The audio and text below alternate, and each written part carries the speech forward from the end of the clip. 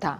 Meu nome é Yoko Nishio, sou professora aqui da EBA, professora de desenho artístico.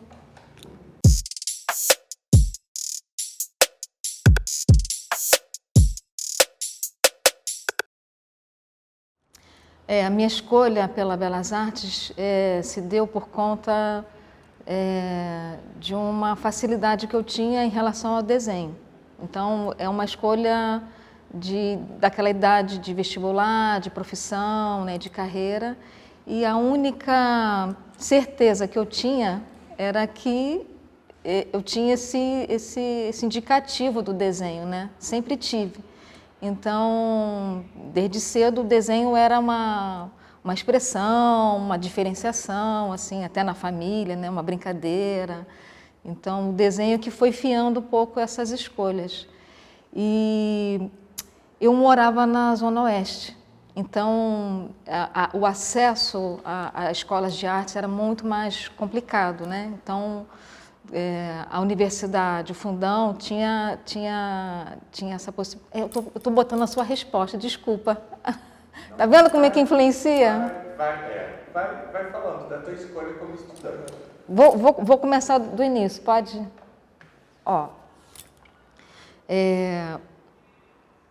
a escolha da gravura e da graduação na Escola de Belas Artes aconteceu por conta de uma certeza que eu tinha, que era a minha relação com o desenho.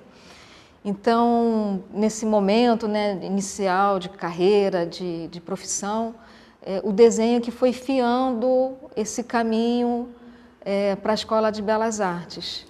E a gravura era o que aproximava um pouco mais, né, nesse campo das artes gráficas, etc.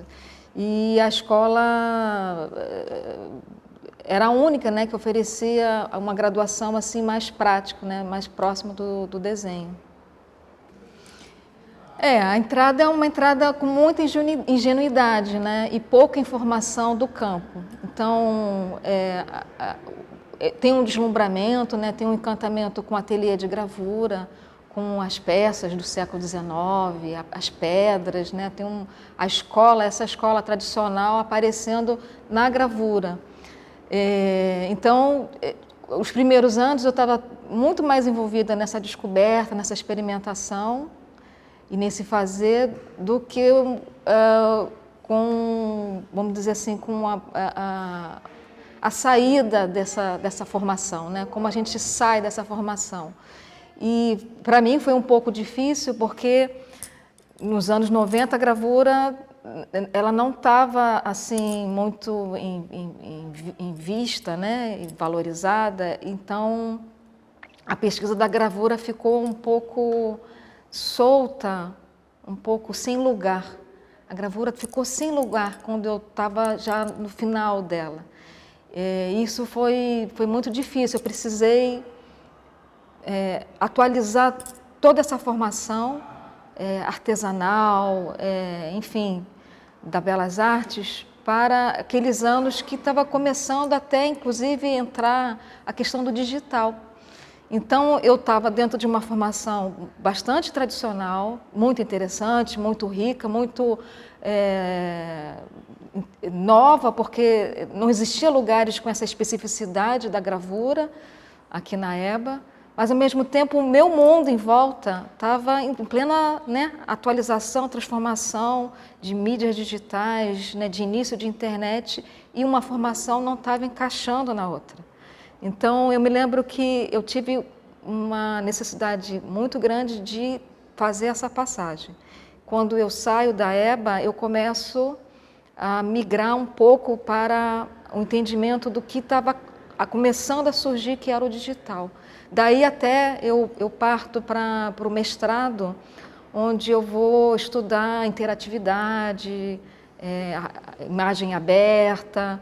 Então, tem essa questão da imagem técnica da gravura, que também é uma força, né, uma característica, mas ela estava desconectada. Então, esse não lugar da gravura me fez pensar essa tecnicidade outra que estava surgindo e eu precisava entender. Então, a minha pesquisa foi um pouco tendo que fazer essa transição para eu também achar o meu lugar. O que me marcou na graduação foram os muitos discursos que aqui habitavam. Eu tinha professores que tinham uma formação muito acadêmica, professores muito interessantes que lecionavam o modelo vivo, o desenho artístico, da representação. E eu tinha professores contemporâneos, como a Lígia Pape, a Celeida Torches, que estavam ali fazendo outras propostas. E eu tive a sorte de ficar nessa encruzilhada de falas, às vezes muito díspares, muito discordantes, e eu achava muito interessante essa disputa pelo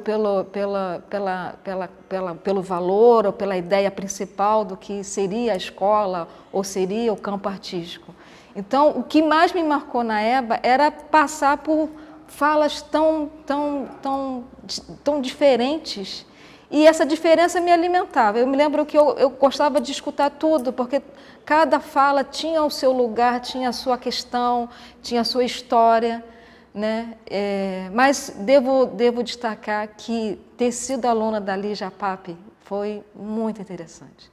Assim, realmente era uma artista, uma professora bastante fora do padrão, com um espírito muito livre, com um espírito de experimentação e, ao mesmo tempo, uma abertura para a cidade, para a vida, para as pessoas. Então, eu acho que isso apontava um princípio assim de procedimento, sabe, de caminho.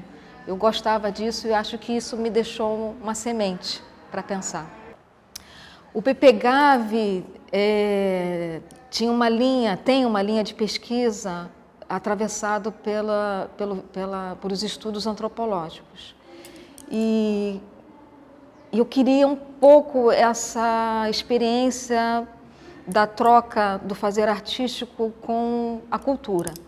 Então, era a linha de pesquisa que me interessava, né? E era a abordagem que eu queria.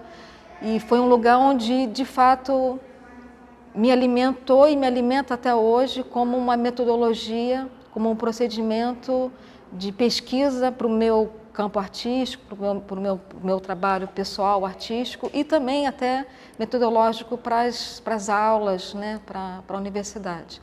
Então, foi esse viés, esse caminho do olhar da antropologia, talvez pensar a arte muito mais por esse prisma da cultura, né, um pouco menos da estética, um pouco menos dos conceitos filosóficos e mais pela questão sociocultural. Isso me interessava. A produção artística vem depois que eu concluo as titulações, que eu concluo as pesquisas. Inclusive, acho que eu fiquei liberada um pouco na vida, né, porque mestrado e doutorado realmente toma muito tempo. Então, o trabalho artístico vem depois, mas ao mesmo tempo ele vem alimentado por essa prática da pesquisa, porque, veja, no doutorado eu entrei em presídios, eu entrei em delegacias, esse era o meu campo, né? E esse trabalho de campo, com esse prisma da antropologia, com essa teoria, né, fiando o entendimento, ou mesmo a metodologia de pesquisa, me alimentou para agora, pós, né, titulações, pós pesquisas, né, mais formais dentro da pós-graduação, me permitiram manter essa prática do trabalho de campo. Então, assim, eu fiz o doutorado foi muito importante porque ele me permitiu esse treinamento, esse letramento e esse corpo, é mais do que um letramento, é quase um entendimento corporal, sensível e corporal de fazer trabalho de campo, né? De ter interlocução, de ter escuta, de ter percepção das superfícies, das coisas, porque a minha tese, que estava ali falando de um assunto muito difícil de ser acessado, tanto em referências teóricas, porque na época a gente não tinha tanto, né? Que são desenhos feitos pelos detentos, então já é um campo muito fechado e um material muito restrito. Eu realmente precisava campo. Então, toda a pesquisa do doutorado foi essa dinâmica de adentrar nesses espaços, desse espaço-corpo que é, né, o sistema prisional, seja ele delegacia, seja ele presídio, ter acesso a esses corpos também de desenho que estavam nas paredes. Era isso que eu podia acessar. Eu não podia acessar as pessoas, os detentos, por uma questão de segurança e de logística assim, muito difícil. Então, essa dinâmica do campo me permitia, me treinou essa escuta das paredes, do desenho, da imagem e também das performances, todas as performances possíveis que esse campo apresenta. Performances dos agentes, performances dos diretores, performances, né, do sistema. Então, a pós-graduação, a pesquisa, me alimenta para ter essa disponibilidade, para ter essa escuta, para ter essa atenção, para ter também um embasamento, né, crítico, teórico, para ler e reler e ter que refazer caminhos o tempo todo. Uma coisa interessante de campo, que eu acho que é uma das grandes riquezas, é que a gente perde todas as certezas que a gente tem a priori. A gente vai com uma porção de hipóteses, vai com alguns autores do lado, e quando você faz campo, tudo muda. E quando você faz campo, você repensa, descarta, desiste e aprende. Aprende muito, descobre muito. Então, é uma dinâmica muito rica, muito difícil, mas muito rica. Então, eu mantenho isso hoje na minha produção, por exemplo, de pintura. E aí vem na minha pintura também essa questão do espaço e do corpo. Depois da pandemia, eu estou muito interessada nessa andança, né, nesse atravessar de cidade, nesse contato com as pessoas, e estou trazendo para a minha poética exatamente esse embate, né, essa pergunta, essa resposta, essa abertura, essa dúvida e o próprio lugar de encontro, é esse lugar de encontro totalmente fluido e incerto que está me alimentando com várias questões que eu estou levando para a pintura. E eu estou declarando isso enquanto metodologia. Eu não sei se eu vou responder bem, mas entre o mestrado e o doutorado tem um tempo maior, quase 10 anos, entre uma pesquisa e outra. E nesse meio tempo eu estou lecionando, trabalhando na condição de professora em nível superior. Mas no mestrado o assunto era as imagens digitais, anos 2000, né? Então, todo mundo estava curioso e ingenuamente também entusiasmado com essas possibilidades que estavam sendo colocadas. Então, essa primeira pesquisa queria pensar se a imagem estaria passando por uma mudança de estatuto de autoria, essa era a minha questão. Uma imagem aberta, disposta em rede, em interação. Então, eu estava ali discutindo autoria e imagens abertas, colaborativas, etc. Quando eu volto para o PPGAV para fazer o doutorado, eu mudo a minha pesquisa. A minha pesquisa vai falar de desenhos feitos por detentos, pessoas que estão em condição de fechamento total, mas ainda assim expressam ou deixam alguma marca nas paredes prisionais. Esse era o meu assunto. Por que que isso acontece? Por que que essa mudança acontece? Eu vou dar 2 razões bem concretas. A primeira porque eu ingresso, eu volto para a UFRJ como professora de desenho. Então, já estando professora efetiva de desenho, eu queria que a pesquisa alimentasse essa nova etapa da docência. Ao mesmo tempo, eu estava recém-enlutada da morte do meu pai. É uma morte muito difícil porque ele faleceu numa situação de assalto. Então eu sei também que essa curiosidade pelo detento está intimamente vinculado a uma questão pessoal que toca violência, né? Que toca um latrocínio. Então, acho eu que estava dando conta dos meus mundos, mundo profissional, com o desenho, e também meu mundo pessoal, tentando ali elaborar. Mas essas forças não podem estar desvinculadas, né? Evidentemente. Mas é interessante como, de novo, o desenho, né? O desenho dessas pessoas no presídio me interessava não só para elaborar uma perda, mas também para entender várias categorias de desenho, né? Eu estava literalmente lidando com um desenho que não é visto, não é considerado, tampouco essas pessoas são consideradas, né? As pessoas que estão ali são esquecidas, né? Eu vi muito esse tipo de relato como se fosse... eu escutei essa expressão, isso aqui é um depósito de gente, né? E ao longo da pesquisa a gente vai entendendo que é um depósito de gente negra, pobre, né? Periférica. Então, assim, tem muito de Brasil, tem muito de questões maiores do que a minha história pessoal. Então, entrar nas delegacias e nos presídios era confrontar com o que tem, talvez, assim, de mais didático sobre as violências, né, que nós passamos enquanto país, né? Como a gente cuida do sistema penitenciário fala muito das nossas falências, né, enquanto educação, enquanto cidadania, etc.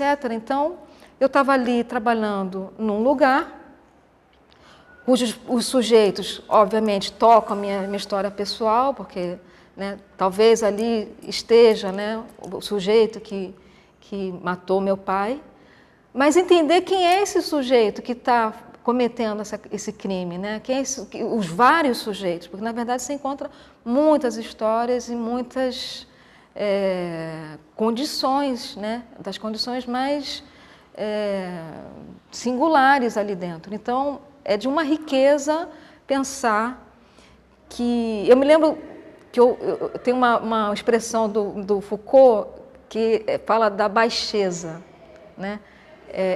Eu sei que eu estava fazendo uma pesquisa sobre a baixeza, as pessoas que estão ali esquecidas, as mais baixas.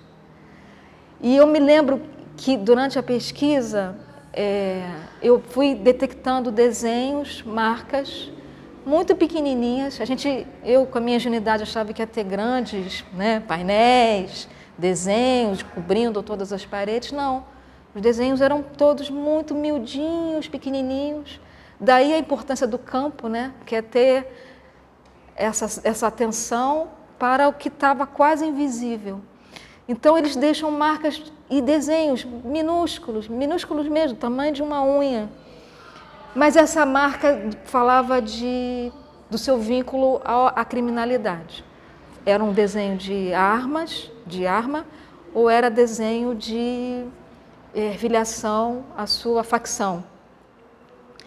E essa escala me interessava muito, porque dizia do espaço, e esse espaço é um espaço absolutamente lotado de pessoas que ocupam o chão, que ocupam as paredes e que ocupam o teto, né? Na cultura prisional existe o sistema, a organização interna do rodízio. Quem está dormindo no chão troca com os que estão na parede, que trocam com os que estão em redes no teto. Então, não tem parede para apresentar desenho. Essas são as surpresas do campo. Não tem parede porque a parede está recebendo corpos ou está recebendo pequenos saquinhos, né, que são os armários deles. Então, esse desenho muito pequeno falava desse constrangimento e da superpopulação, né, que existe no Brasil. O Brasil, quando eu fecho a tese de doutorado, ele era a quarta maior população carcerária do mundo, quando eu fecho em 2014. Hoje, o Brasil já está na terceira maior população carcerária. Então, assim, como a gente pode ser campeão, né? Como a gente pode medalhar nesse carceramento em massa? É política pública, né? É como a gente vê a população, é como a gente resolve as nossas precariedades. Então, esse desenho pequeno falava dessa população enorme nesse lugar, mas, ao mesmo tempo, falava de um gesto de resistência, porque ele ali não estava sendo corrigido, educado, convertido, nada disso. Ele estava ali mantendo uma identidade. Eu não estou ali para julgar essas identidades, mas ele estava ali, eu percebia como uma resistência a esse projeto de submissão. Então, ele estava ali se vinculando e mantendo a sua identidade com os grupos, com as facções, com o crime, etc. Então, ele não é um corpo dócil, ainda que ele esteja muito constrangido, sabe? E, por outro lado, essa é a parte assim, que mais me toca. Ele deixa gravado mesmo, engraçado que lembra a gravura, né, da minha área, sulcando a parede com seu nome. O nome vinculado com o código da facção, né? A gente entende o código, mas é o nome dele, é a identidade dele sulcada ali na parede. Quando eu vi isso, eu entendi uma expressão das leituras, né, de pesquisa acerca do termo signo, que é sema, que é, na sua origem, lá, vinculado à palavra signo, está na sua origem a ideia de lápide. Signo vem dessa etimologia de lápide. Ora, todo mundo desejando deixar uma marca para não ser esquecido. Para não ser esquecido, esse sujeito, com todas as suas histórias e toda a sua baixeza, não queria ser esquecido naquele lugar. Então, ele grava o seu nome ali. Para alguém ver, talvez ninguém, né? Ninguém vai ver. Então, assim, quais são as forças e as funções do desenho? Então, tem uma questão pessoal, obviamente, como eu falei no início, mas tem uma complexidade que atravessa a questão corporal, a questão de imagem, a questão de linguagem, de signo, de desenho, que, né, permite que a pesquisa de pós-graduação, que a pesquisa de doutorado se faça uma circulação muito maior, né, ultrapassa uma história pessoal minha e anda, né, movimenta-se por caminhos assim, talvez mais coletivos, né? Busquei muitas por fora, muitas. Logo, quando eu finalizei a graduação na EBA, eu fiz uma pós na PUC, que também já era essa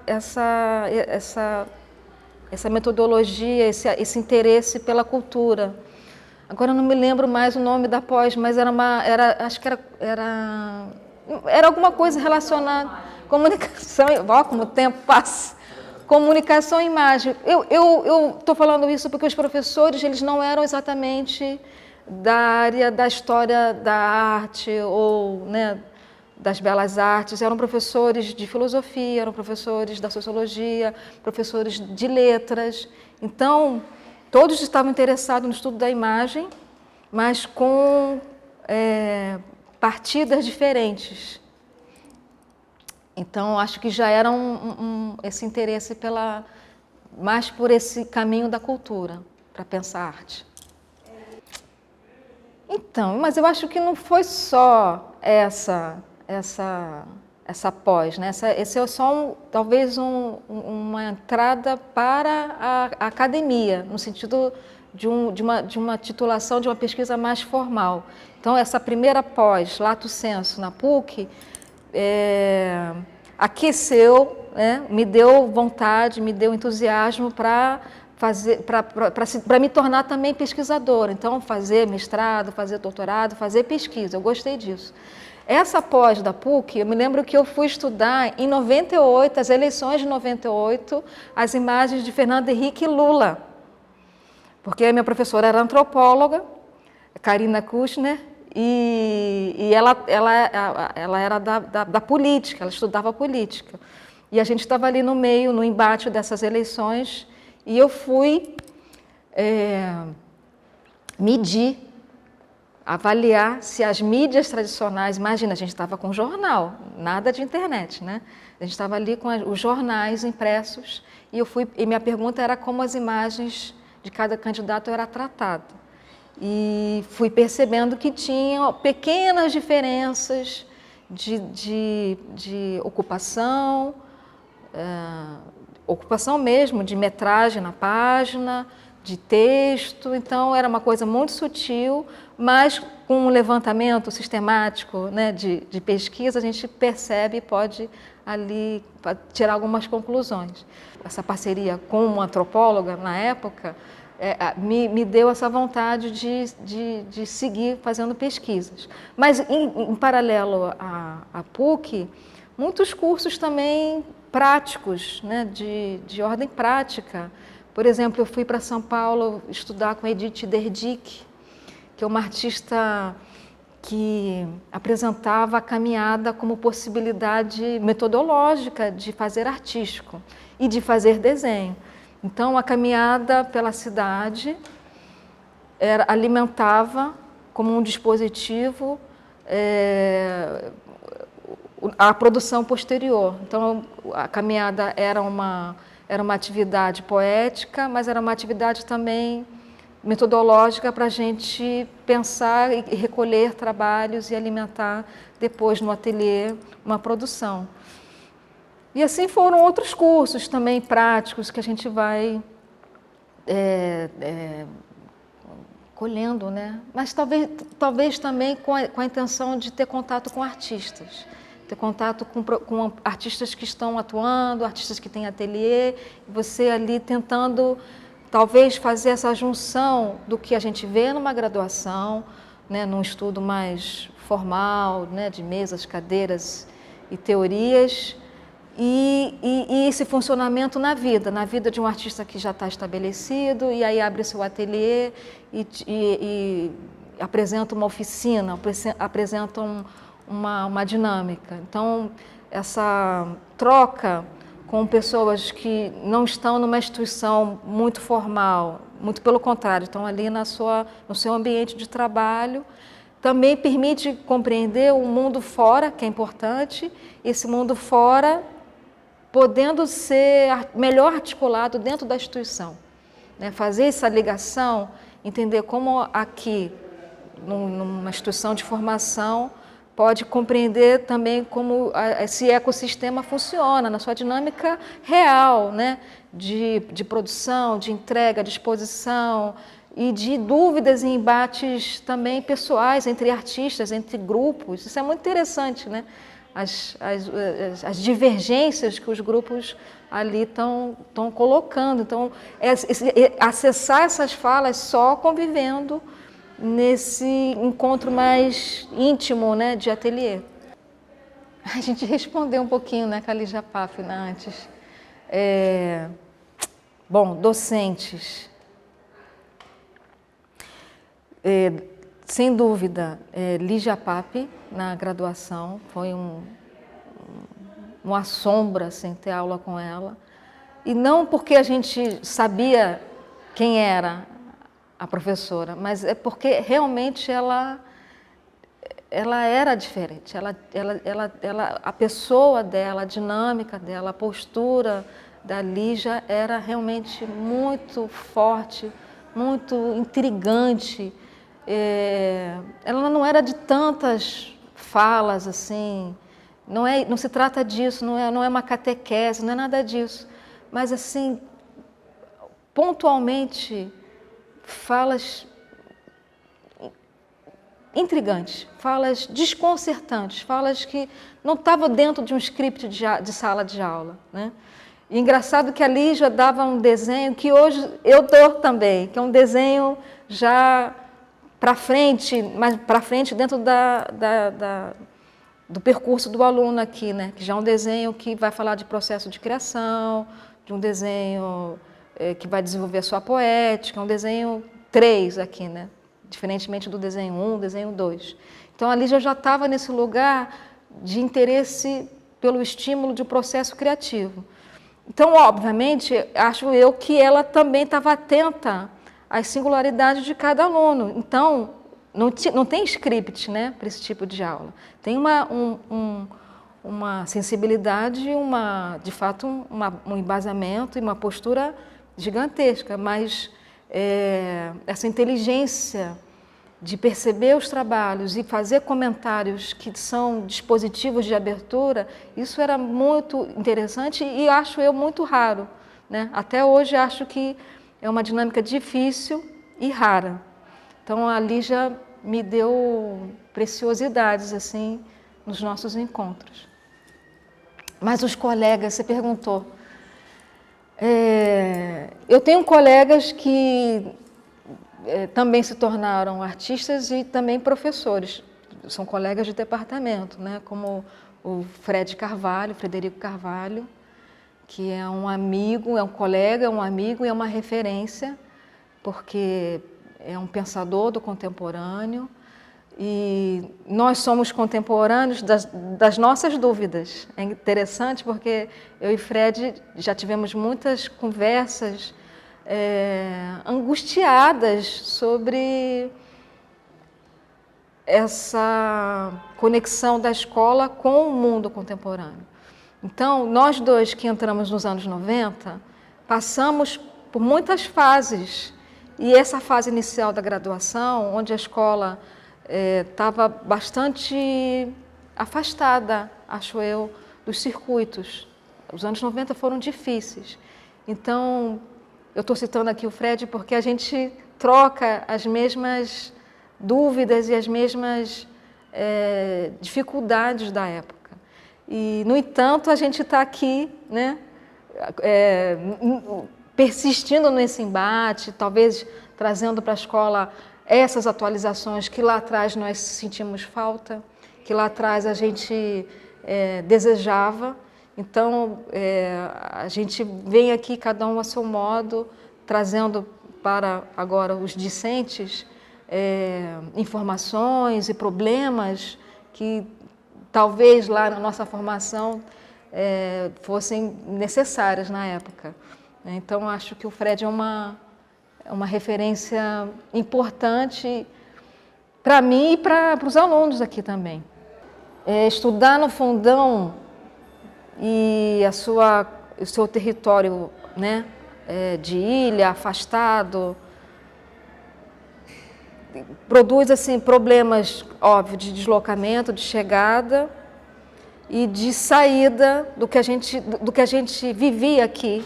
Então, a gente tem uma vivência aqui na universidade, a gente tem uma produção, tem uma troca, mas essa cultura não é vista, acho eu. Esse cotidiano não é visto.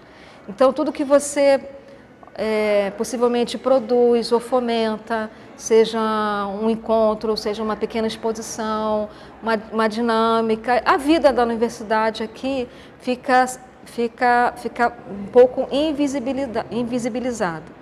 Além disso, também não chega, né? Não chega essa circulação externa para cá. E a gente vai tendo uma experiência de afastamento com essa paisagem de ilha, né? Que talvez proteja um pouco a gente, para o bem e para o mal. Essa proteção talvez dê uma certa concentração nesse cotidiano daqui. Então, eu me lembro que a gente, de certa forma, até se distraía um pouco com o ateliê. Isso talvez seja uma crítica. A gente ficava muitas horas em ateliê, muitas horas ali envolvida com o fazer e também com as trocas, mas a gente estava ilhado. Então, tem uma certa distração. A gente fica tão protegido nessa ilha, nesse ambiente, tão concentrado, que eu acho que eu me distraí um pouco. Eu, pessoalmente, me distraí um pouco da dinâmica externa. E isso é ruim, porque uma hora você tem que sair. Então, acho que a gente entra,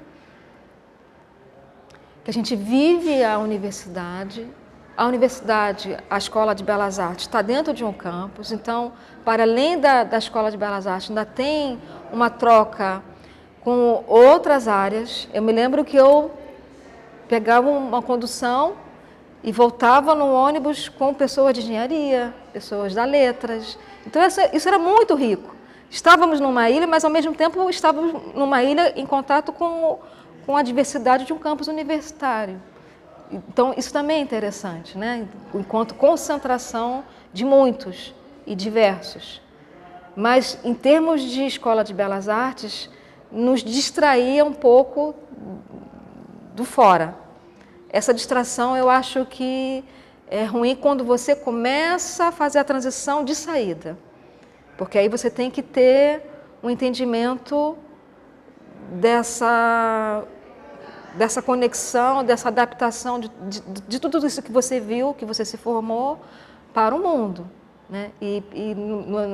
No meu início, nos meus inícios, esse foi o maior problema. De tudo que eu tinha visto, compreendido, sentido, e foi uma formação muito rica. Acho que a UFRJ, o Fundão, nessa ilha é importante, porque ela está no meio do caminho, ela não está nem no centro, nem na Zona Sul. E eu que vinha da Zona Oeste, posso passar por esse lugar.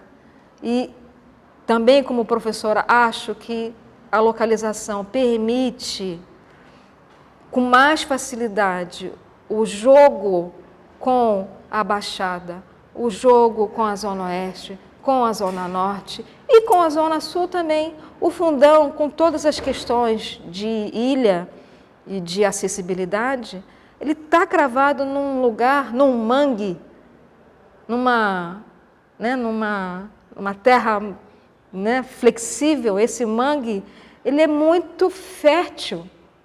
Esse mangue é muito fértil. Estou aqui pensando em Nanã mesmo, nas minhas pesquisas afrodiaspóricas. Isso aqui é Nanã, isso aqui é um mangue. E ela acolhe muitos. Talvez se ela não tivesse aqui nessa ilha, nesse mangue, estivesse no centro, estivesse na Zona Sul, ela não estaria na passagem desses outros lugares. Então, a acessibilidade é difícil, mas ao mesmo tempo é uma acessibilidade difícil que escancara as múltiplas facetas da cidade. Acho isso muito interessante.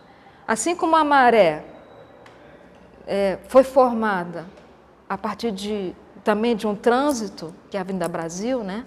Os trabalhadores que fizeram a Avenida Brasil tiveram que ficar por aqui, e é mangue, não é apropriado, portanto é barato, é acessível. Então, a Maré surge dessa dificuldade, dessas violências. A Belas Artes também está envolvida com toda essa geografia da cidade, de país, e ela não permite, o Fundão, nessa ilha, nesse mangue, não permite que a gente feche os olhos para todas essas complexidades, essas diferenças. Quem vem para o Fundão estudar, lecionar, vai ter que se deparar fisicamente, perceptivamente, sensivelmente, com muitas realidades. Não. Incrível isso, né? Uma péssima interrupção. Mas é isso, eu acho engraçado, me intriga mesmo esse chão mangue do Fundão. Mas essa questão do acesso para estudar, para trabalhar, para se formar, né, esse lugar, de novo, eu acho que o Fundão escancara para muitas facetas da cidade. Então, a gente que está aqui, seja como pesquisador, professor, aluno, a gente tem que encarar, tem que olhar essa riqueza. E eu diria que é riqueza, não é um problema. Confrontar, escancarar não é um problema, muito pelo contrário. É a partir desse embate, desse contraste, desse atrito, que gera dúvidas, que faz a gente pensar, que faz a gente... Então, eu acho que esse mangue continua em movimento, continua, o solo do Fundão ainda é instável. A gente tem um chão da arquitetura que está em movimento. Os anos vão se passando, a gente vai vendo o chão do prédio movendo. Então, esse movimento, essa estabilidade é fundamental. Eu acho que é de uma riqueza complexa, difícil, mas é rico, porque ele acolhe num território de passagem, entroncamento de muitas cidades, de muitos corpos, de é passagem. E sendo passagem, ela possibilita esses encontros diversos. Então, assim, com todos os problemas e com todos os riscos, é uma palavra boa também, com todos os riscos, a gente agora vai ser confrontado com esse termo, né? A escola e a Ilha do Fundão, o campus universitário, num território de risco. Que difícil e que bonito, né? Porque, com todos os riscos, é esse território que está exposto a uma confrontação de diferenças. O que nós vamos fazer com isso é o nosso desafio. Não temos respostas, não temos script, né? Mas a gente pode aprender muito e formular poéticas, aulas, metodologias a partir desse encontro difícil. Perfeito. Caminho que você vai. Perfeito, perfeito. Ateliê Trajeto e ateliê Trajeto, eu acrescentaria ateliê Deslocamento. Porque tem um deslocamento físico e depois tem outro deslocamento. Quando você chega aqui, aliás, vários deslocamentos acontecem aqui. Então, é uma confrontação de muitos movimentos. O seu movimento para cá e depois os movimentos internos a partir desses encontros, com tantas diferenças, tanto institucionais, de professores diferentes, alunos diferentes, vidas diferentes, aqui conflui todos esses movimentos, esse deslocamento. Então, a volta sempre volta com uma diferença. Esse retorno sempre é um retorno deslocado. É um retorno deslocado, a gente se desloca de alguma coisa. A gente volta para a família, para o bairro diferente. Então, essa diferença é que faz a gente continuar, talvez, nesse lugar do questionamento. Ou, no mínimo, das possibilidades, pensar possibilidades. De novo, eu acho que deslocamento também tem isso. Porque no que você encontra essa diversidade aqui e produz esses deslocamentos, a gente está entendendo que é possível essa movimentação num campo muito maior. Então, é uma formação de potência. Deslocar, sair de uma região e ir para outra, confrontar, mudar, aprender, é entender que essa geografia E esse é um ateliê, essa geografia é um ateliê, realmente. Então, a gente vai deslocando as certezas, vai deslocando os preconceitos, vai deslocando as inseguranças, as restrições, as limitações que a gente tinha a princípio, a priori, né, a depender de cada território que é a sua origem. Então, alarga, quebra, mistura. É um ateliê, de fato. Eu acho que esse é o grande problema da ilha. A saída. Ter esse vínculo maior com o entorno, o fora. Esse é o maior problema. Então, em termos de sistema artístico e mercado, é mais difícil, porque o mercado ele é muito concentrado em algumas regiões da cidade. Então, o mercado não chega aqui, a minha impressão, né? Não chega talvez por um certo elitismo mesmo, né? O que é uma pobreza, né? Como vou dizer? O Milton Santos está tão certo em dizer que é fora do centro que a vida pulsa. Como não circular mais, né? Como não fazer esses deslocamentos? O mercado não chega aqui, acho, é uma impressão. Mas isso é um problema do mercado também. Ele deveria, se ele tivesse, talvez, atento ao que está de mais original, talvez nesses últimos anos, de mais interessante que está acontecendo. Não está acontecendo no centro, não está? Não está acontecendo nos lugares, né, de mais evidência. Aliás, nunca aconteceu.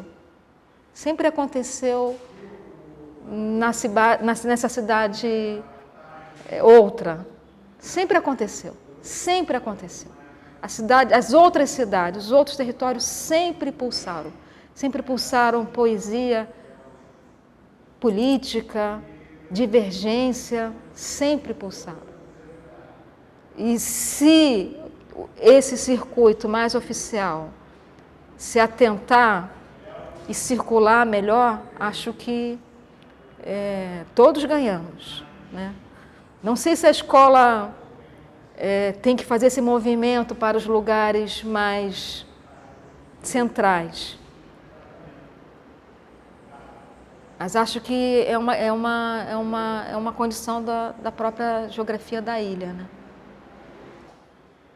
Na minha época de graduação, lá no início, é porque são momentos diferentes, né? Quando eu inicio, nos anos 90, a escola estava bem mais fechada e com uma fama, né?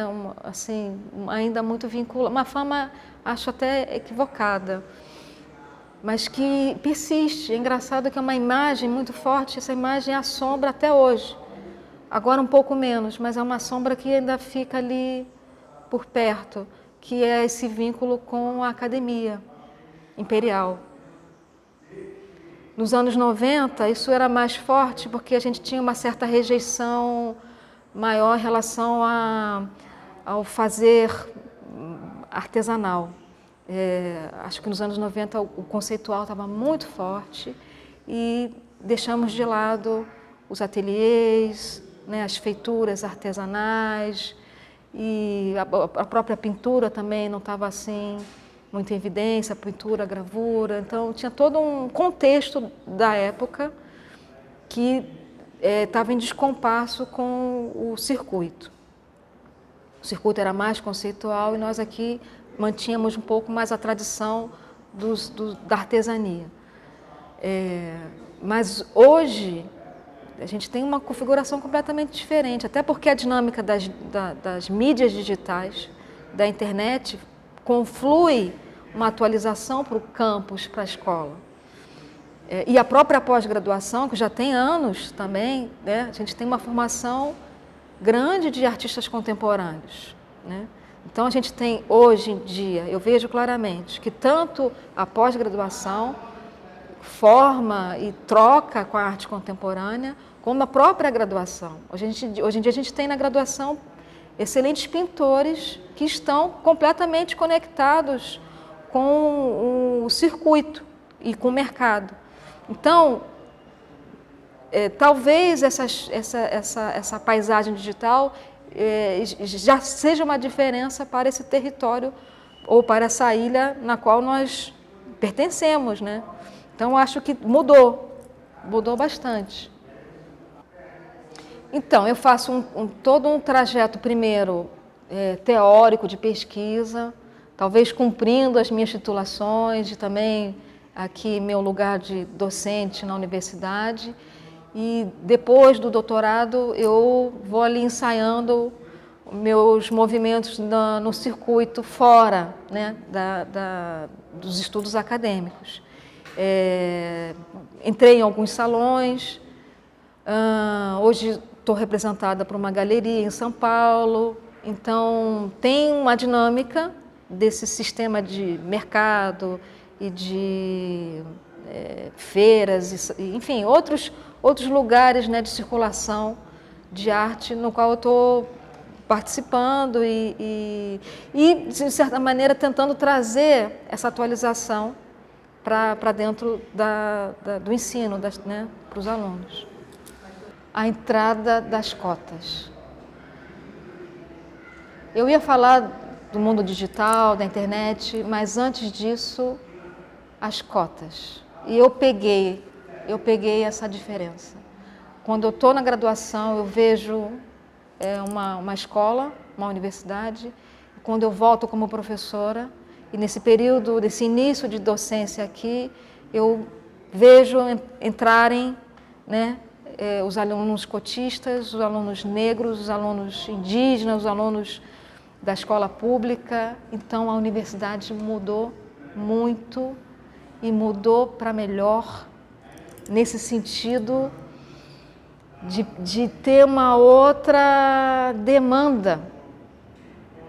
Então, as cotas, eu posso dizer assim, as cotas talvez seja a grande diferença do que eu vi enquanto menina até aqui. Claro que com as cotas essa paisagem digital também, né? No pós-pandêmico, agora muito recentemente, eu percebo que também tem uma entrada, tem uma diferença de um outro discente, de uma outra juventude, que já não está mais... agora a questão não é a cota, porque isso já está consolidado, mas entra um outro corpo discente afetado pela pandemia, pelo isolamento, mas, sobretudo, pela cultura digital. A pandemia, ela só adensou. A pandemia só adensou uma coisa que já estava acontecendo e iria acontecer. E hoje é flagrante uma diferença que está acontecendo. Está havendo, não sei ainda expressar bem, mas está havendo uma mudança de valores, de corpo.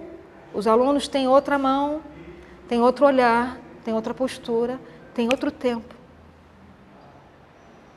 Um outro tempo muito diferente.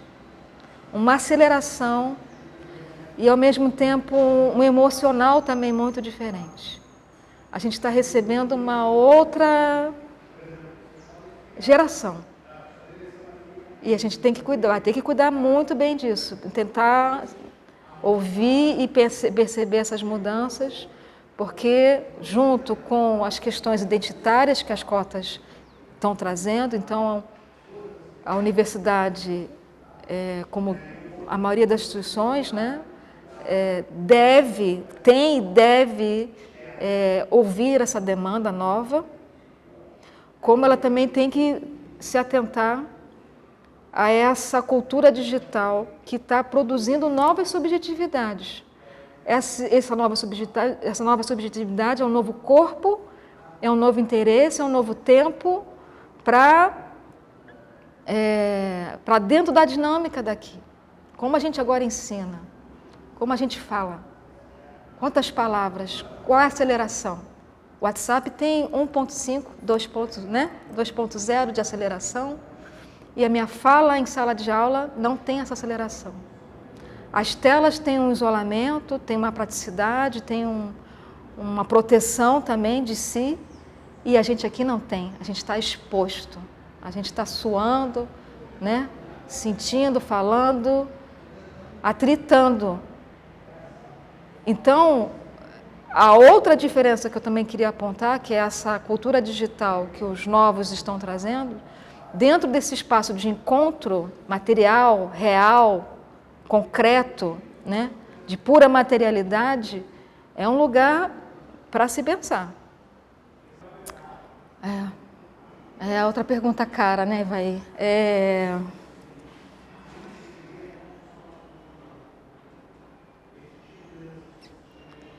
Eu apostaria a universidade como esse lugar ainda de encontro físico, presença. E essa é uma diferença em relação ao que está acontecendo hoje. Então, assim, recentemente, agora há pouco, eu vi alguns dados, algumas estatísticas de evasão. Evasão nas universidades. A gente está passando por essa saída, seja porque é um momento ainda pós-pandêmico, seja porque também já tem um certo desinteresse por um formato de ensino. E, de novo, eu volto para o digital. A dinâmica da vida de telas, ela está entrando de uma maneira muito forte nas nossas relações. Então, o que a gente faz aqui na universidade? A gente migra para as telas? Ou a gente resiste, não sei se é a palavra, mas a gente mantém como esse lugar ainda da diferença do encontro? No meio de toda essa lógica digital, incorpórea, rápida, acelerada, dinâmica, né? Neoliberal. Aí tem uma questão também que eu acho que tem que ser colocada. Fazer um ensino lento, com ateliê, com analógico, com impressão, essa desaceleração que é a vida real, que é a materialidade, que é o meu tempo de fala, que é o meu tempo de escuta.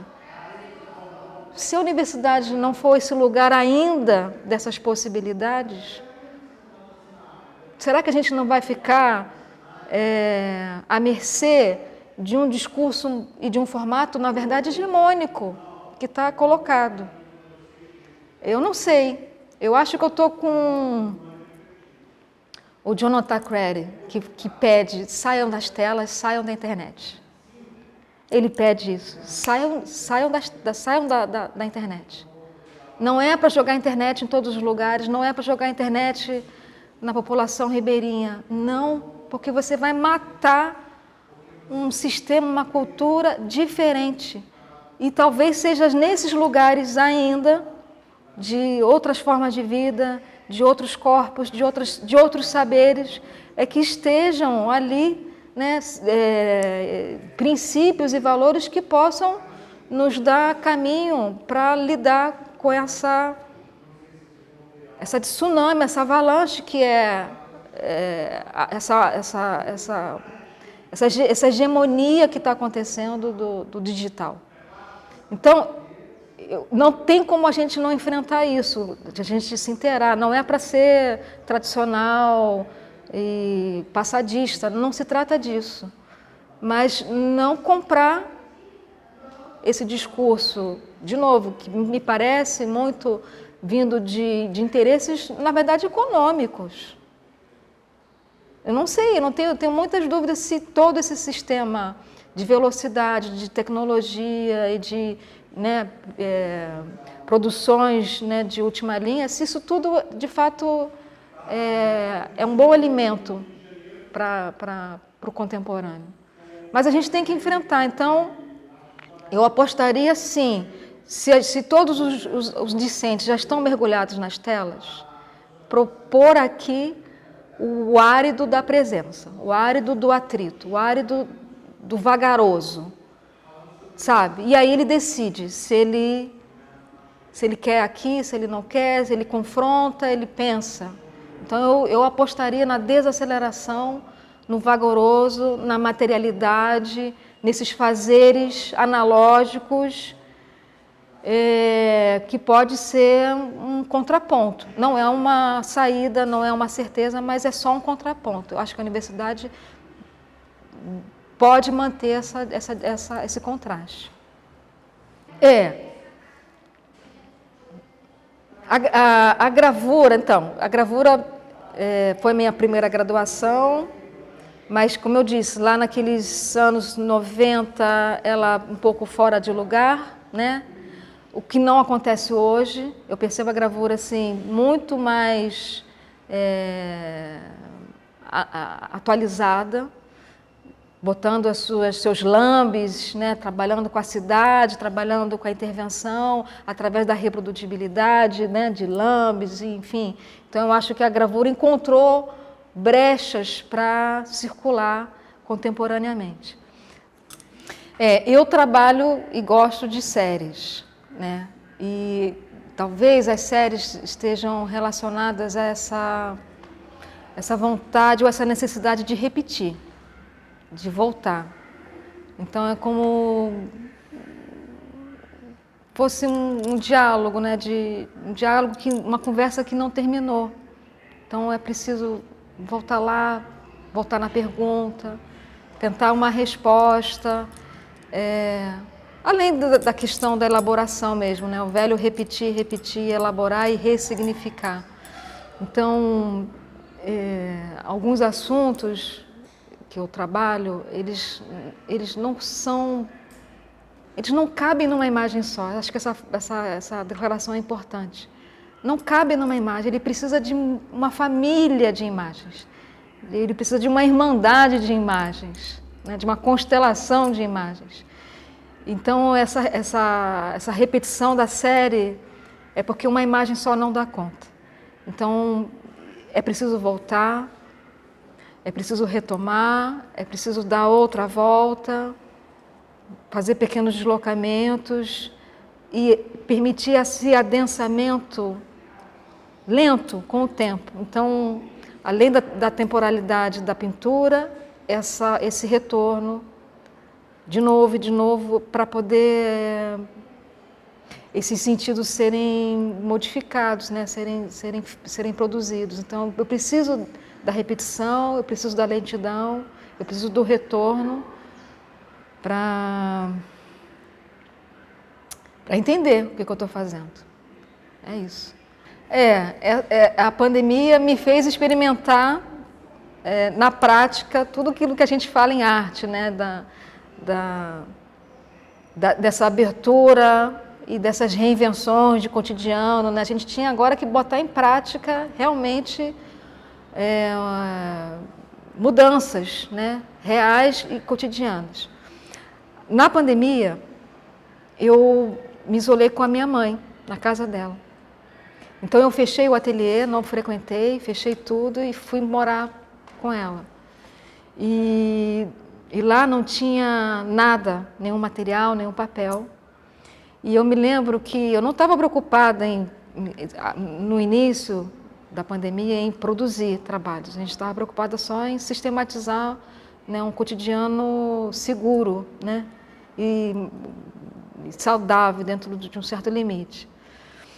Mas aconteceu uma situação muito singular nesse momento, nesse início de pandemia, que foi uma troca de mensagens entre os professores e artistas, a gente ali, um apoiando o outro, e em especial uma amiga que estava muito desolada e entrando num estado de ansiedade forte.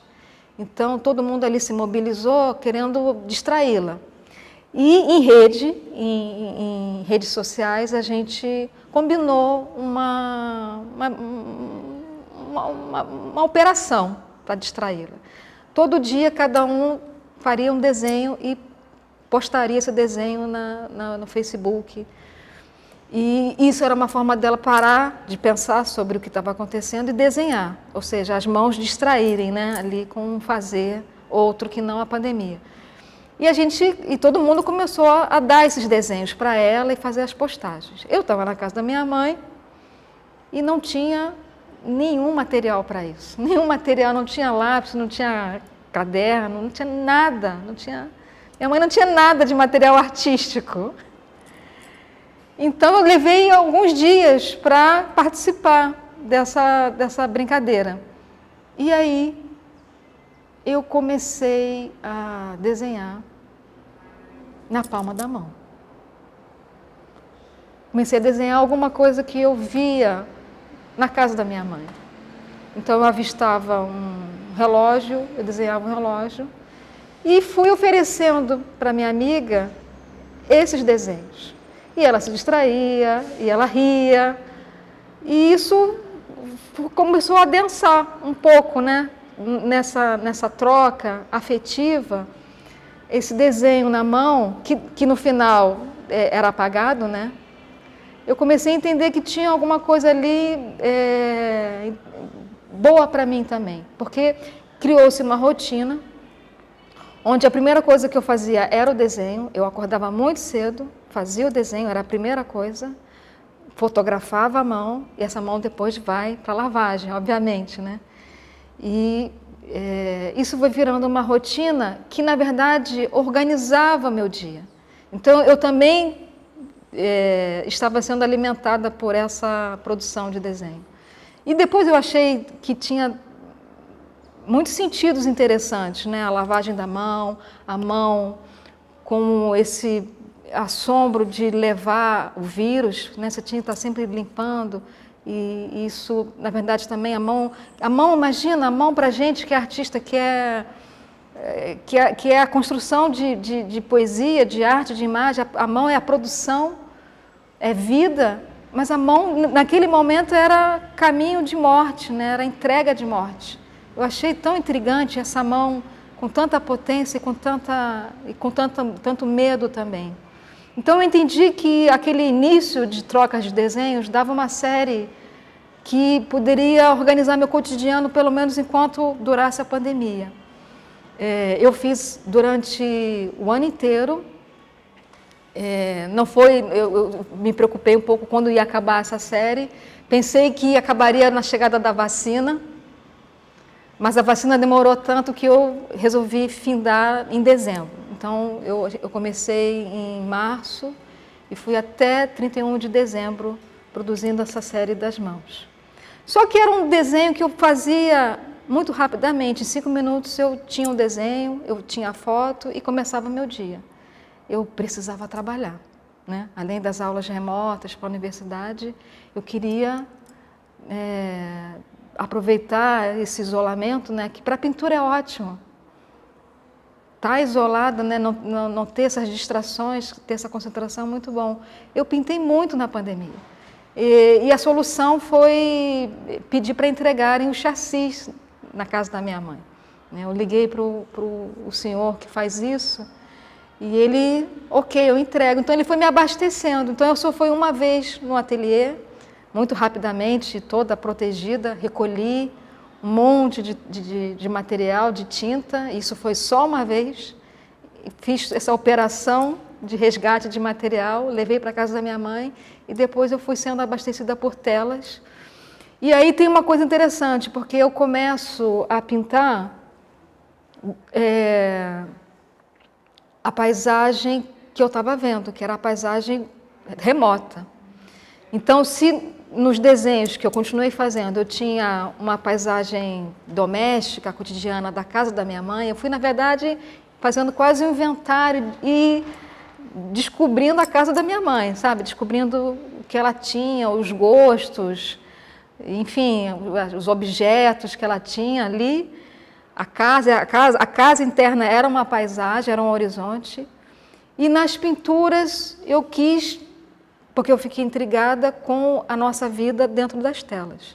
Então, todo mundo imerso em lives, aulas remotas, trabalho remoto. A minha conexão era através desse filtro das telas. Então eu resolvi pintar o que era possível dentro da minha troca, né? E ao mesmo tempo também continuar a minha pesquisa de imagem, controle, câmeras de vigilância, etc. Porque todos nós fomos capturados por essas câmeras. que também continuam sendo de vigilância, porque na medida que a gente foi se entregando para a vida online, foi se percebendo também o quanto a gente estava entregando dados, né, biométricos para catalogação, para vigilância, e ninguém alertou isso, né? A gente também estava entregando uma imagem codificada para ser armazenada. Então, não era um corpo simplesmente exposto e que bom, a tecnologia está nos permitindo ficarmos menos isolados. Não, a gente estava ali aperfeiçoando uma tecnologia de biopoder, de dados, de entrega e armazenamento de dados. Então, eu pensei, estamos sendo catalogados, sem aviso prévio. Estamos entregando horas de trabalho, mas estamos entregando também, talvez, a nossa imagem mais cara, né? Que é a face.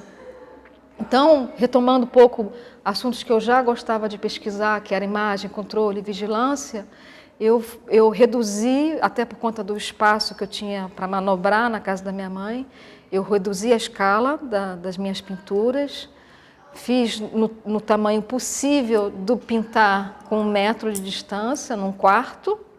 E isso também remete um pouco à cela. Eu me lembro que eu me sentia um pouco nesse lugar de prisão, de cela. Então, uma cela, um quarto onde eu tenho que trabalhar, viver, pintar. Eu já tinha um pouco essa advertência, né, da cultura fechada num espaço, né, pequeno, como uma cela.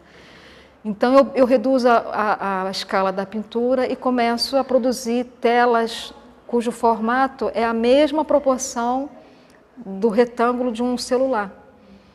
E, de novo, a repetição. Então, eu fiquei com 2 séries que se repetiam bastante, que uma era quase eu chamei de diário da pandemia, diário da quarentena, né, que eram os desenhos nas mãos, e o segundo não era um diário, mas era uma repetição, uma catalogação, porque catalogação é interessante, né? Pensar que a imagem também surge, a fotografia também é capturada pelo sentido policialesco mesmo de catalogar, né? No século XIX. Então, eu comecei a catalogar, sem permissão, as pessoas com as quais eu me encontrava pela internet. E aí eu fui tomando pedaços, fragmentos de corpos.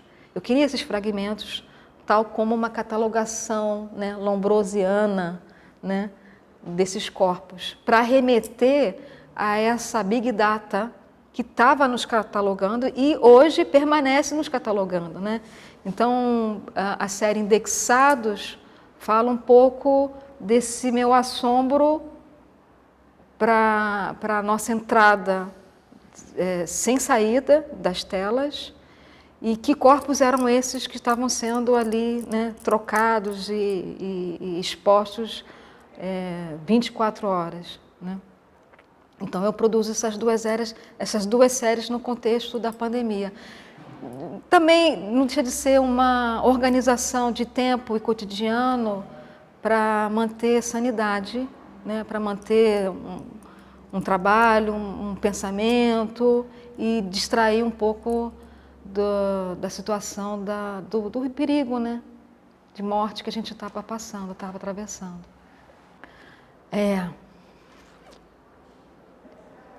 Difícil, bem difícil. Recentemente, eu vou responder com uma situação. Bem recentemente, uma pesquisadora de São Paulo, ela é nipo-brasileira e está fazendo um levantamento sobre os artistas asiáticos. Ela me fez exatamente essa pergunta. E eu respondi que ainda é muito difícil olhar para essa ascendência que é do meu pai. Quem é asiático, quem é japonês é o meu pai. Então, eu venho pintando assuntos que tocaram o tempo todo a perda do meu pai. Então, o que eu respondi para ela, engraçado que volta a mesma emoção. Eu não posso ainda olhar para isso, remexer nos arquivos de família, porque quando meu pai falece, eu não consigo olhar para os corpos e para os parentes, porque todos eles lembram meu pai. Então, eu não posso olhar para o japonismo, eu não posso olhar para as minhas tias, para as minhas, sabe, para as minhas primas, enfim, eu não posso, porque ainda dói lembrar meu pai. Ainda que ele esteja nas séries, plenamente, ele está desse modo, né, pela violência, né, pela perda. Mas pensar essa ancestralidade por ele, eu respondi isso para ela, ainda é cara para mim, ainda é difícil. E engraçado que ela me ouvindo, ela respondeu assim, mas eu acho que você vai falar daqui a pouco. E eu respondi, me dá essa sensação também, te ouvindo, né? Ouvindo o retorno dela, eu também fiquei com a sensação de uma certa leveza de que está passando e que não é a hora, mas é tão fundamental que ela vai vir. Eu acho que vai vir. Não sei quando, né? Mas eu fiquei muito tocada com o retorno dela, que é uma pessoa que não me conhece, mas é japonesa, né? Ela está ali com esse assunto e com essa curiosidade, né? Essa pesquisa, ela me devolver dizendo, eu acho que você vai. Eu te entendo, mas você vai tomar essa ancestralidade. A minha mãe é brasileira, né? E ela tem uma ancestralidade indígena. Olha que misturada, né? É outra coisa também muito difícil. Então, são muitos assuntos, né? Ao mesmo tempo, eu não me interessa ser oportunista dessas pautas. Não me interessa. Se essas pautas identitárias se colocarem para mim, ela precisa ser colocada pelo afeto. E aí eu não preciso justificar em termos discursivos ou políticos a respeito dessas escolhas. Eu aposto no afeto. Obviamente, o afeto vai ser político, o afeto vai ser atravessado por toda a problemática de mundo, sem dúvida. E acho que tem muitas coisas a serem colocadas. Mas eu prefiro, eu desejo que isso apareça através da emoção, como aconteceu aqui, né? Então, é a emoção que é meu fio para me autorizar a adentrar num lugar, né? E eu acho que ela que também vai depois me retirar desse lugar. Então, eu acho que eu vou tateando assim as coisas. Não sei se eu respondi, mas essa ancestralidade, na verdade, ela está, porque eu sou, simplesmente. Porque eu sou. E talvez, não pensando muito em termos estereótipos, né, de imagens mais predominantes de cultura, eu posso dizer que se eu descendo, né, se eu carrego no meu corpo, nos meus traços, essas ancestralidades de pai e mãe e esses encontros diaspóricos, é uma coisa que eu acho ótimo, porque a pauta identitária para mim é muito cara, porque eu não me sinto em nenhum desses lugares identitários, nenhuma dessas imagens. Eu me sinto muito no entre. Eu não me sinto carioca, eu não me sinto japonesa, eu não me sinto... Eu não sei onde eu estou. Eu estou ali numa nas fronteiras, eu me sinto nas fronteiras. E, para falar a verdade, eu acho que eu gosto de não saber contornar esse desenho. Porque, por exemplo, eu gostaria de ter essa liberdade de percorrer outros territórios. Nessa última série que eu estou fazendo, existem muitos corpos. Corpos brancos, corpos negros, muitos corpos. Me interessa também porque eu também sou constituída dessas imagens. Eu não costumo colocar isso, mas vou dizer, na minha infância, em Bangu, a minha paisagem era negra. Os meus vizinhos eram negros. Pensa uma criança, eu tenho memória de 4, 5 anos, e os meus vizinhos eram negros retintos. Isso não sai da minha cabeça, isso me constitui. Eu não preciso ter um fenótipo negro para amar, para respeitar, para considerar, para trocar com todas essas possibilidades que estão sendo colocadas hoje brilhantemente pelo movimento negro, pelos artistas negros. Eu quero estar em diálogo, quero aprender, porque também me constitui. E, de novo, a cidade do Rio, ela é toda múltipla dessas trocas, desses atravessamentos. Então, eu tenho uma certa ressalva dessas caixinhas identitárias, caixinhas eu que não consigo entrar. Eu vou para o Japão e eu não sou japonesa. Eu já fui para o Japão. E eu não sou japonesa, eu não me sinto japonesa e eu não sou vista como japonesa. Eu sou vista como uma mistura, como uma dissidência, como uma estrangeira. Então, ok. Ser estrangeiro também é interessante para produzir essas aberturas enfim, esse contorno não está construído, não tenho. É um lugar difícil de dizer também, então toda essa questão da ancestralidade é muito complexa, muito difícil, muito complexa, mas real, porque me constitui, mas me constitui dessa maneira muito mais,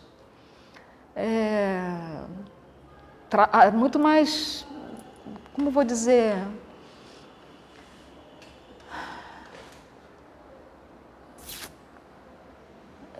que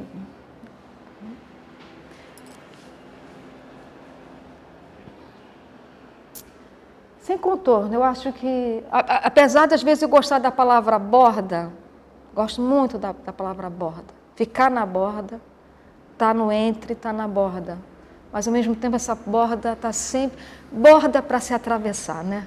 Acho que a ideia é essa, fronteira para atravessar. Então eu gosto da fronteira, eu habito a fronteira, mas fronteira é para atravessar. É um pouco isso que eu posso pensar por enquanto sobre essa ancestralidade. Vou falar porque já está quase no ponto de ir para o mundo, então já dá tempo. Tem a ver com esse momento do retorno ao presencial. Então a gente sai do isolamento e aí eu vou para a rua. Eu vou para a rua, eu vou para a cidade e dissipa-se, né? A gente quer dissipar o medo, quer dissipar esse assombro da morte, então eu quero a rua.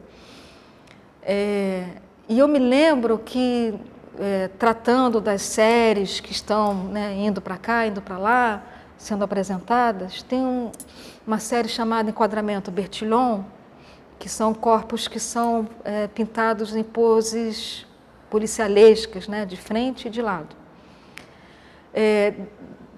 Dentro dessa série, teve uma pintura que me chamou a atenção, porque eu fiz o retrato de uma jovem lá do Belém do Pará. E ela se coloca nessa posição da série, né, de frente e de lado. Ok. No entanto, algo novo aconteceu, porque ela está vestida, como muitas pessoas do Belém, né, fazem, de uma maneira muito estampada. Ela tem uma roupa que ultrapassa as estampas dessa pessoa, de uma lindeza. E aí a série começou a apontar para outra coisa, porque as pessoas, viam o problema da catalogação, do sistema de vigilância, das fotos de Bertillon, de polícia, mas a estampa virou um furo, como se fosse um punctum, onde todo mundo estava entrando naquele lugar, porque falava de uma alegria, de uma beleza, sabe? E aí eu comecei a prestar atenção nessas estampas. Que estampa é essa? E, somado a isso, em Marajó eu encontrei cor, né? Eu encontrei muita cor. Para a pintura foi uma viagem muito interessante, porque as cores lá são lindíssimas. Então, no pós-pandemia, eu comecei a pensar sobre a minha própria formação em relação a essas estampas, esses ornamentos, porque tinha lá alguma coisa, pejorativamente dito, de popular, né, de roupa popular. E aí eu pensei num texto muito preconceituoso e muito problemático do Adolfo Luz, né, do início do século, um texto modernista sobre arquitetura, sobre design, onde ele criminaliza o ornamento, né? A gente tem esse tipo de formação no mundo moderno, né, na construção do discurso moderno, e o Adolfo Luz cria um texto chamado Ornamento e Crime. E a nossa formação moderna, priorizando o retilíneo, o racional, né, o asséptico, porque ornamento é desperdício, ornamento é inútil, não é racional, né? É ostentatório. Então tem uma série ali de valores que esse arquiteto vai retirar, né? Ele não quer esses valores. E acho eu que a gente está num momento de revisão desses discursos históricos, desse moderno, né, desse pensamento moderno.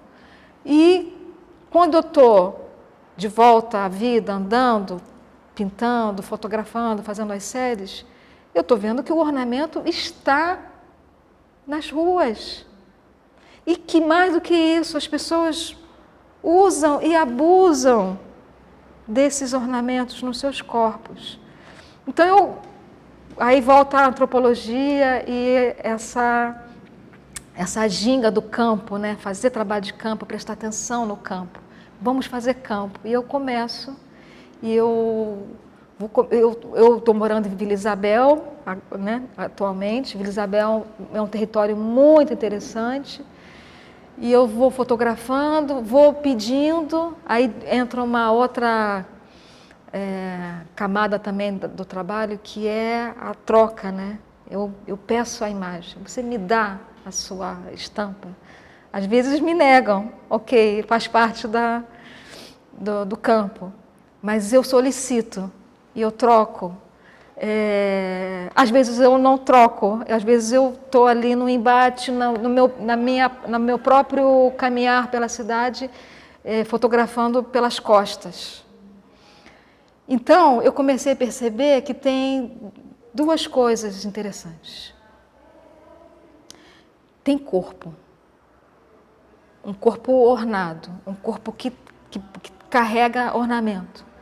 Tem o meu corpo também, que só olhou esse ornamento porque está andando devagar, de novo o tempo, está andando.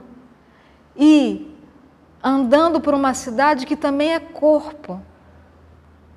E isso vai ficando muito claro, a cidade só é corpo, porque ele é chão, é território, é existência. Então eu começo a entender que tem alguma coisa de existência que vibra, porque a cidade também tem ornamentos. Então eu vou pintando os corpos com ornamentos com um fundo de arquitetura, de botequim, de feira com ornamento. E aí eu vou vendo essas imagens floridas, vibrantes, em muitas superfícies. Só que eu não estou interessada no embelezamento dos corpos, ou das fachadas, ou dos lugares. Não é isso. O que eu estou tateando é que existe no cotidiano, nesse cotidiano mais banal, ordinário, nas miudezas, uma força vital que está colocada. As pessoas estão, nos seus movimentos cotidianos e ordinários, afirmando existência, afirmando vida. Então, é um corpo que está vibrando. É isso que eu estou olhando. Os corpos estão vibrando, os corpos estão ali entregando nas suas andanças esse buquê, esse ornamento, esse a mais. Inútil, né? Sim.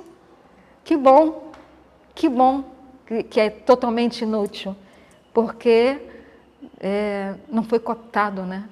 Ou não foi extinto, como que se queria numa ultra-racionalização da vida. Então, essa série nova fala de um corpo formoso. Esse é o nome da nova série, Corpo Formoso. E aí eu estou apostando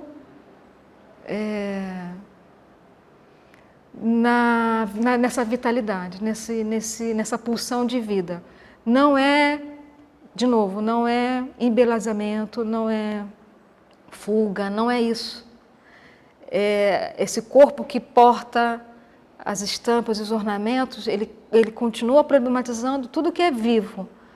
Precariedades, lutas, dificuldades, territórios, né? Atritos, rugosidades, mas ele dá algo a mais que fala de vida, de vida. Então, é esse corpo formoso, altamente político, que me interessa nesse momento. E as cores estão voltando na minha pintura, né? Então, acho eu que agora, olhando para trás as demais séries, e elas começam muito ainda vinculada a uma violência, né? E a história do meu pai, vendo assim de uma panorâmica, as cores estão voltando. Então, é interessante também entender que, passado alguns anos, e apesar de tudo, né, como diz a Clarice Lispector, apesar de, é preciso estar vivo, que bom que estamos vivos, e aí eu acho que eu estou desenlutando, né? Tem um respiro e uma aposta ainda na vida, né? É um pouco isso. Muito obrigada. Essa é a série, hein?